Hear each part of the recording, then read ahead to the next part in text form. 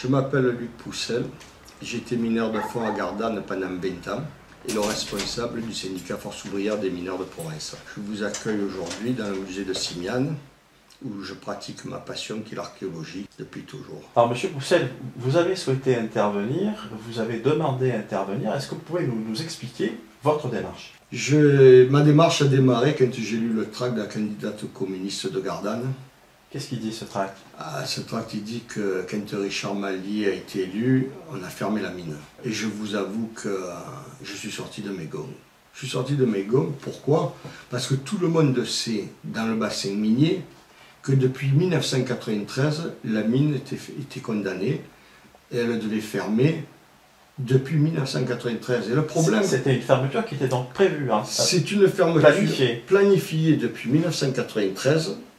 Donc vous, Monsieur Poussel, qui avez vécu ces moments-là, les moments de la fermeture de la mine, est-ce que c'est l'élection de Richard Mallier qui a conditionné la fermeture de la mine?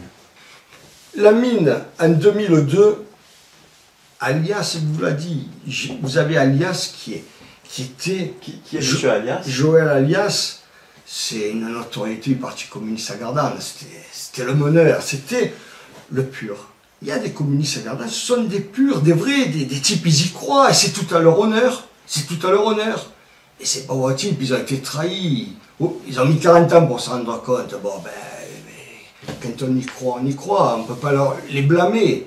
Mais Alias, en 2002, ce type-là, il a tellement eu la haine d'avoir été trahi, qu'il se présente contre le député communiste alors qu'il avait toujours fait élire. Aux législatives de 2002. Aux législatives de 2002. Et il dit aux législatives de 2002, on avait élu Meilly pour sauver la mine, Meilly a été élu et la mine à la ferme. C'est Alias qui le dit, et Mallier n'est pas encore élu quand il écrit ça. Il le dit, il écrit, Alias, c'est sa campagne, il avait raison. Il avait raison. Malheureusement, c'était le constat. En 2002, la mine était morte, c'était fini, on ne pouvait plus la sauver. Alors, parce qu'on perd la mine, on laisse mourir les mineurs. Et Mallier, à ce moment-là, nous a dit, c'est bon, j'ai cerné le problème, on va faire une loi. Il n'y a qu'une loi qui peut sauver les mineurs. Donc là, c'est une proposition de loi, c'est ça qui est sorti? Il fait une proposition de loi qui est l'Agence nationale de garantie des droits des mineurs. C'est l'élection de Mallier qui nous a sauvés. Et je vous l'ai déjà dit, non seulement il a sauvé les mineurs de province, mais il a sauvé les mineurs de Lorraine, il a sauvé le statut des mineurs, et donc il a sauvé les centaines de milliers de retraités qu'il y a en France. Il faut savoir qu'à la Libération, il y a 200 000 mineurs actifs. Et ils ne sont pas tous morts, ces 200 000 mineurs actifs. Il y en a, ils ont travaillé jusqu'à les années 60, et aujourd'hui ils sont à la retraite. Et aujourd'hui, eh ben, ils ont l'Agence nationale de garantie des droits des mineurs pour s'occuper d'eux. Alors...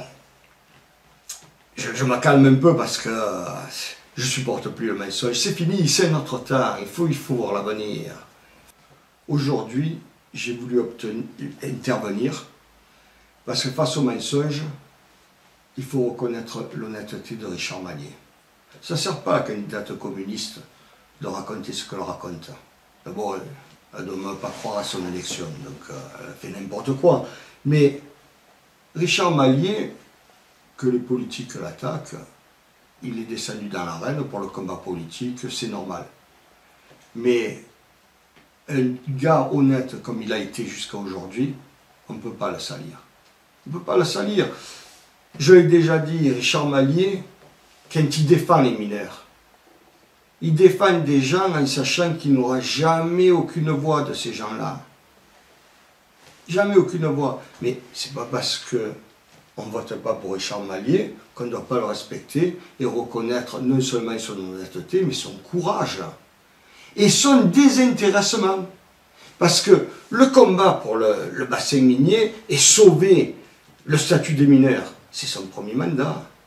Ça a duré parce qu'une fois que l'Agence nationale a été là, ça n'a pas rien été. Il a fallu qu'il y ait le suivi dans les commissions de l'Assemblée nationale. La mise en place, etc. Oui, et le suivi dans les commissions de l'Assemblée nationale pour être sûr qu'on mettait en place une machine qui n'allait pas se casser la figure au premier tournant. Il a suivi tout ça et il continue à suivre tout ça.